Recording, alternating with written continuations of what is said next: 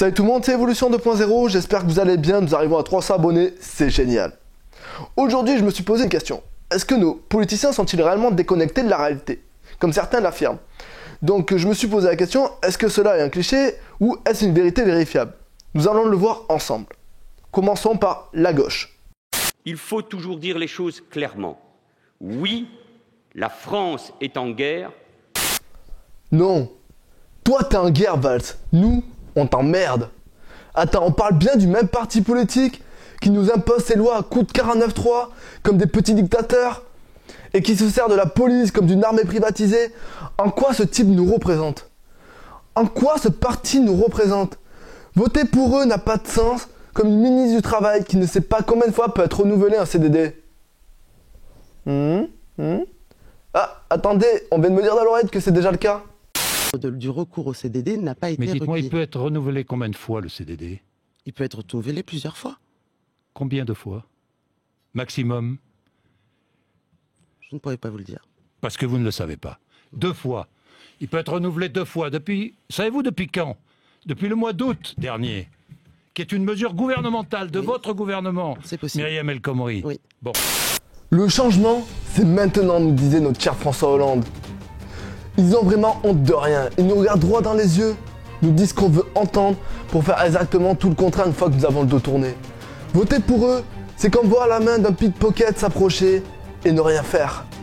La droite, rien que de la raquin à costard-cravate corrompue jusqu'à la moelle. Viens juste à voir ce que notre cher François Fillon pensait des emplois fictifs en 1999. À Évry, c'était aujourd'hui le 3e jour du procès des emplois présumés fictifs du Conseil général de l'Essonne. Xavier avait en effet affirmé que le maire de Paris lui avait demandé directement un emploi pour son épouse. Jean Tibéri ou comment s'en débarrasser? Dans la condamnation, c'est François Fillon qui est le plus net. Il va même jusqu'à parler d'exclusion. Il y a au RPR des milliers de militants, des milliers d'élus qui respectent la loi et qui veulent encore une fois être fiers de leur parti. Eh bien, ceux qui ne l'ont pas respecté doivent être exclus. C'est la règle et c'est celle dont nous nous sommes dotés, c'est celle que moi je ferai respecter. Et aujourd'hui, il s'excuse de ce qu'il dénonçait hier. Collaborer avec sa famille en politique, c'est une pratique désormais rejetée par les Français. En travaillant avec ma femme et mes enfants, j'ai privilégié cette collaboration de confiance qui aujourd'hui suscite la défiance. C'était une erreur. Je le regrette profondément et je présente mes excuses aux Français. Attendez, il me semble que Madame Le Pen a quelque chose à nous rajouter. Nique ta mère. Merci Madame Le Pen. Ils se disputent le pouvoir comme des gamines immatures abruties par la télé-réalité, écervelées en face d'une photo signée par Justin Bieber. Leur seul moyen de récolter des voix, c'est de créer une fracture dans l'opinion publique. Ah, on vient de me dire que Nadine Morano voulait nous faire une démonstration. Donc accueillons Nadine Morano avec joie et bienveillance. Allez-y Nadine Morano. Vous avez une culture, vous avez des règles, des lois, bien vivre ensemble. Oui, mais nous, on peut pas accueillir tout le monde. Ah, une deuxième annonce. Mister Copé est jaloux. Il voudrait passer dans l'émission des incompétents de la droite. Je parle bien sûr de la droite dans la gencive que tu prends quant à la naïveté de croire à leurs idées. Il voudrait nous présenter une boulangerie qui lutte contre la hausse des prix. Allez-y, monsieur Copé. Combien coûte un pain au chocolat, Jean-François Copé? Ah, ça débat avec Julie. Ça dépend des globalement, évidemment. ça dépend des détails. Non, écoutez, ça dépend des tailles. Je pense que ça doit être aux alentours de 10 ou 15 centimes d'euros, peut-être. Oh là, non, c'est plus que ça. 1,10 €, 1,30 €. 1,10 €. Si vous chez Pierre Hermé, c'est 2,20 €. Chez Paul, c'est 1,50 €. Écoutez, je vous avoue que je vais pas en acheter très souvent parce que je pense que ça doit être aux alentours de 10 ou 15 centimes d'euros, peut-être. Je ne suis pas sûr, mais je crois qu'il fait pas souvent les courses. À quoi bon se voiler la face? Pas besoin d'en dire plus, ils sont complètement déconnectés de nos réalités et ils voudraient nous diriger. Voilà la nouvelle devise des mafieux modernes. Fais des études mon petit et tu pourras arnaquer les gens et être payé à le faire. Et on appelle ça le capitalisme. Et billet sur le gâteau, tu seras protégé par le système, donc des craintes, toi qui aimes perdre de l'argent illégalement.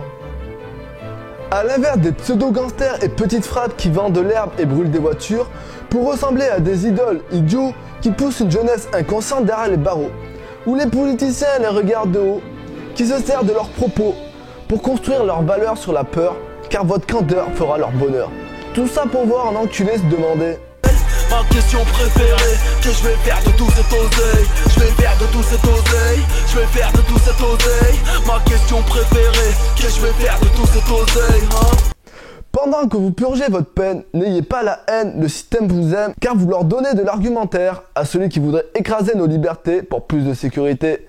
Et n'oubliez pas que celui qui a vraiment de l'argent ne s'amuse pas à le crier sur tous les toits. La suite logique, en parlant de liberté écrasée, nous allons parler de l'extrême droite et du FN. Et quiconque ne connaît pas son passé sera condamné à le revivre. Comme vous pourrez le constater, le FN, c'est un peu comme une histoire qui a un cruel goût de déjà-vu. Hier, c'était la haine du juif. Aujourd'hui, la haine des islamiques, la cible a changé, pas les propos. On amène le préjugé, un terreau fertile pour faire croître des discours nationalistes extrémistes partout autour du globe. Où les murs pour fermer les frontières poussent comme des champignons parasites, le barbelé comme du lierre. Nos politiciens devenaient alors de vrais polémiques de polémiques, avec des idées aussi légères qu'une plume dans le vent, poursuivre la tendance du moment, afin de s'offrir une place de rêve d'un paysage médiatique qui s'empresse de propager les nouvelles phrases choquantes aux yeux de l'opinion publique. Créant une véritable fracture au sein de notre civilisation déclinante, vivant dans une atmosphère toujours plus agressive, à une époque où le cœur des hommes se noyait dans la noirceur, et que le monde sombrait lentement dans les abîmes d'une humanité qui se déchire par des guerres toujours plus sanglantes.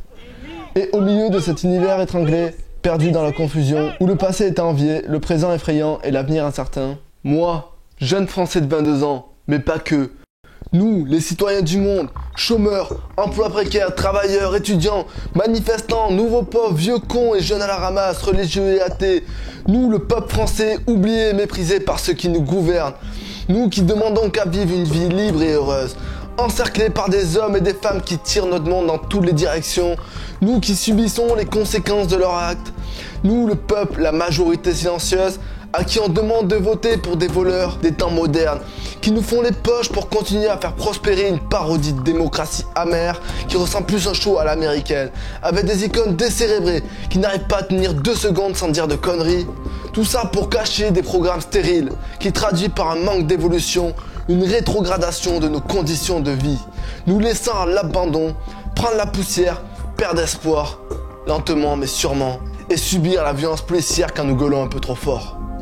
Voilà le quotidien de beaucoup de Français. La France n'a jamais été aussi riche, monsieur les politiciens, mais les richesses n'ont jamais été aussi peu partagées. Voilà le paradoxe de notre pays. Eh monsieur les politiciens de droite à gauche, vous dirigez un pays, bordel de merde. Il serait peut-être temps de se réveiller, non? La politique n'est pas qu'une histoire de pouvoir et d'argent. La politique doit être un phare dans la nuit qui nous pousse à nous rassembler. Un symbole commun écrasant tous ces murs pour créer des ponts. Des idées qui bouleversent nos consciences. Le reflet d'une humanité, une lueur dans la nuit, un espoir à l'horizon. Aujourd'hui, la France que nous connaissons est en pleine ébullition. Des événements bouleversants métamorphoses de conscience, c'est indéniable. Aujourd'hui, énormément de combats fleurissent, des manipulations nouvelles apparaissent. Le monde change et nos esprits sont en effervescence, car nous sommes tous ensemble des précurseurs du monde de demain. Nous voulons proposer un autre horizon. Nous avons nos raisons et nous avons raison. Nous avons tous une influence sur ce monde. Nous avons choisi de soutenir la cause du progrès et de nous battre contre le conservatisme. Et si vous êtes d'accord avec mes idées, n'hésitez pas à liker pour m'encourager. Vous pouvez me suivre sur les différents réseaux sociaux auxquels j'appartiens dans la description et utiliser vos réseaux sociaux à bon escient pour participer à l'avancement de notre société et voir nos esprits s'améliorer grâce à la magie d'internet en partageant la vidéo. Et surtout, pensez à vous abonner en cliquant sur la cloche pour ériger une véritable communauté. Car nous sommes les combattants d'une nouvelle ère. L'icône du changement. Nous, le peuple, nous sommes le reflet numérique de l'humanité. Un symbole de liberté, de créativité qui surgit à chacun de nous. Peuple du monde, citoyens de France, arrêtons de regarder 1% si est la branche sur laquelle 99% sont assis et agissons ensemble pour changer le monde à notre image. Car aujourd'hui nous avons les outils pour créer une réelle révolution 2.0 qui sera synonyme d'évolution. Et moi, avec ma modeste échelle, j'aimerais participer à mettre une pierre à l'édifice du progrès. Et si chacun de nous ajoute une pierre et que nous regardons tous dans la même direction, nos rêves deviendront réalité. Car nous pensons tous être ordinaires alors que chaque personne a quelque chose d'extraordinaire à apporter au monde. Salut tout le monde, c'était Évolution 2.0.